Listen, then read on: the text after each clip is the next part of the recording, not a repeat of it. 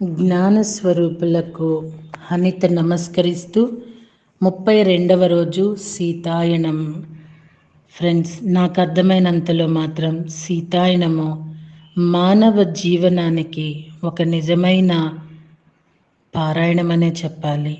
పారాయణము అంటే పరివర్తనతో కూడిన ప్రతి అంశము ఒక పరివర్తనేనండి. సీతాయనము ఈ చదివించడము, వినడము, వినిపించడము, అందుకోవటము, అందించటం, సీతాయనం చేయటం వల్ల యూనివర్సల్లో ఒక మంచి మార్పును తెచ్చిన వాళ్ళలో మనం కూడా ఒక పాత్రధారులం అవుతామేమో అని అనిపిస్తూ ఉన్నదండి.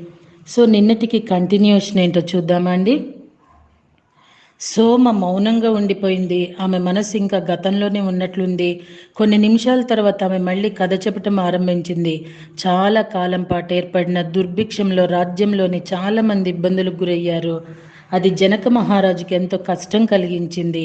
అప్పుడు ఆయన ఆహారం కోసం వచ్చే వారెవరికైనా తన వంటశాలను తెరిచి ఉంచారు.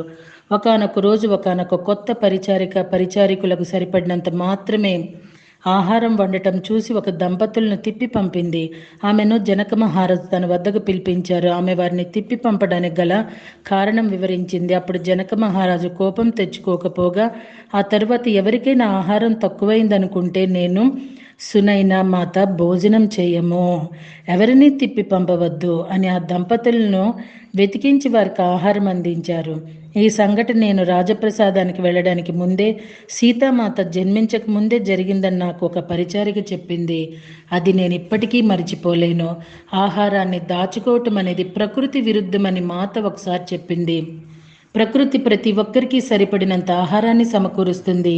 అయితే ఎవ్వరూ తమకు అవసరమైన దానికంటే ఎక్కువ తీసుకోకూడదు. అత్యాసే కొరతకు కారణం. అత్యాస వల్లనే కరువు వస్తుందన్నది నిస్సందేహం. అత్యాస దక్షిణాన లంక నుంచి వచ్చేది. చివరి మాటలు చెప్తుండగా సోమ ముఖం బిగుసుకుపోయింది. ప్రపంచంలోని ఒక భాగం మిగిలిన అందరినీ ప్రభావితం చేస్తే ఏం జరుగుతుంది? ఇది తెలిసిన సత్యమే. రావణుడు ప్రతి ఒక్కరి నుంచి వనరులను లాక్కున్నాడు అని ఉరుక్కుంది. మిధులను వదలటం చాలా కష్టమై ఉంటుంది అన్నాను నేను నిదానంగా. సోమ నా వైపు చూసి ఆశ్చర్యంగా అడిగింది, రేపటి రోజున మళ్ళీ కలుద్దామండి. Thank you very much.